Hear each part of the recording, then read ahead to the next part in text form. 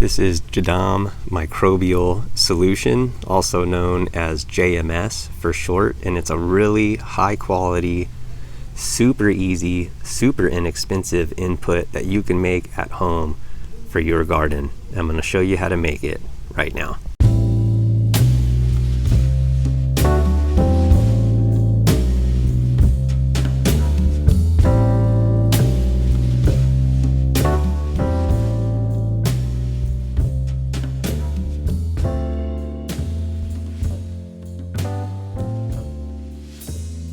So here I am under my pomegranate tree again. What I'm going to do is I'm going to grab some of this leaf mold soil under here.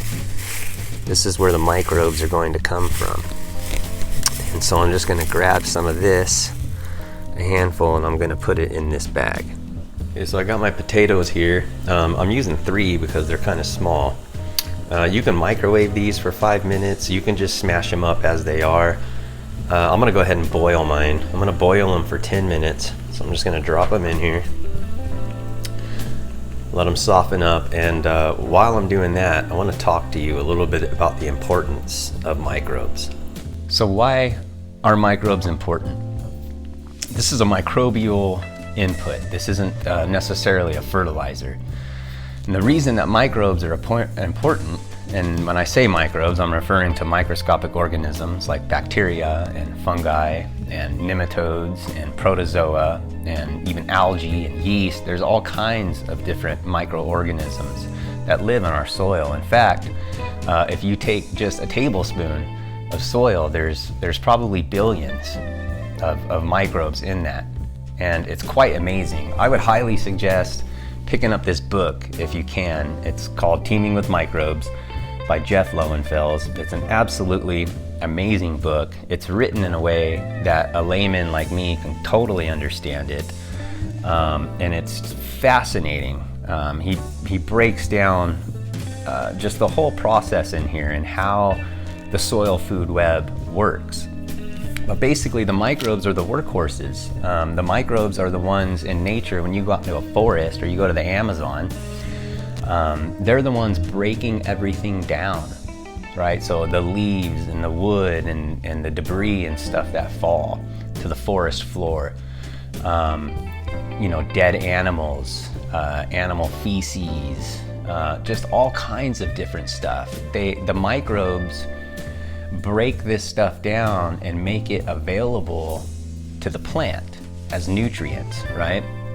And they actually have a relationship with the plant. There's a rhizosphere around your roots that send out exudates, or like sugars or messages, if you want to call it that, to the microbes and say, hey, I need this, or I need some calcium, or I need some boron, or I need some nitrogen, or whatever it may be. And those microbes will go and they'll mine that out of the soil and hand it over to the plant in return for those sugars and those exudates. It's quite fascinating. And I find that focusing more on the microbes than nutrients and fertilizer has helped me substantially in my gardening experience. I find that a lot of times I have enough nutrients and stuff in my soil. I just don't have the army, the workhorses of microbes to go in there and break those down. And so that's why we're making this solution. I'm taking the microbes that are under my pomegranate tree that have been breaking down all the stuff on the surface and making nutrients available to that tree. I never fertilize that tree, ever. I never have. I actually don't even water it, believe it or not. I'm in hot Southern California. But because of the layer of the leaves that I leave and let sit there, and just the birds come in and there's worms and the birds are pooping and there's just this little hub of life, of the soil food web happening there. And so what I'm doing is I'm just taking those microbes and I'm gonna bloom them or breed them or culture them out into a bucket of water and then distribute them out through my entire garden into the soil. And it's amazing how well this stuff works. Now there's lots of bottled microbes that you can purchase online, and I'm not necessarily against that.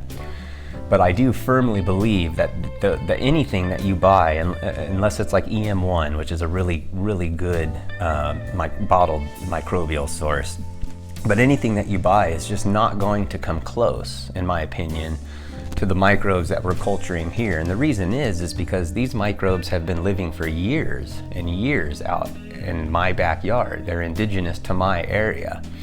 And so they're used to the temperature here, the temperature swings, the humidity, all that stuff. They're totally adapted and used to this area in particular. And so rather than purchasing microbes and having a lot of them probably die off, which is it's still good to have diversity, but this is a surefire way to add microbial life to your gardens. And so that's why it's so important to me. And I think if you give this a try, you're gonna love it as well. And another book I wanted to share with you guys is JADAM Organic Farming. This is where I learned how to make the microbial, it's called JMS, the Microbial Solution. So a couple of books here that I highly recommend. These are probably the two top books for me in my small library that I read. All right, so I've got my leaf mold soil. We're gonna put that in here. I just tied these to the edge over here. Gonna kind of squeeze that a little bit and get it nice and saturated so it doesn't just want to float. You'll see the water will start to turn brown. I've got my potatoes after they cooled. I'm gonna put them in here and I'm gonna smash them up. I'm just gonna squeeze them. And this is gonna give all these microbes food to reproduce and feed on. Sorry, I'm doing this one-handed, so it's difficult. And that's it. So depending on temperature, for me, it's about 75 this week. Probably take a day and a half to 2 days. This weekend, it's supposed to get up to 90.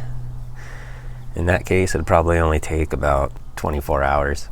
Then we're just gonna cover it with a lid, and I'm gonna leave it just like that. We'll check back in 24 hours and see how it's looking. So it's been 2 days. Actually, it's been almost exactly 48 hours and it's ready to roll. I wish I wouldn't have moved it because there was like perfect circles ringing around this, and there was like this kind of almost track, a circle going around this to show you when it's at its peak activity. So I goofed up a little bit on that and I'm sorry. You just want to make sure that you use this before these bubbles start breaking up and dissolving and those circles start to break. Because it's at its peak right now, and you've got about, I don't know, maybe they say a 12-hour window to use it because it's just at its peak microbial activity right now. So we're gonna go ahead and water this. We're gonna dilute it first at a ratio anywhere between 1 to 10 and 1 to 20. I do 1 cup per gallon. I've got a 2-gallon watering can and I've got 2 cups marked on this thing here. So what I'm gonna do is just pour that in there and then fill the rest up with dechlorinated water and water it into the garden.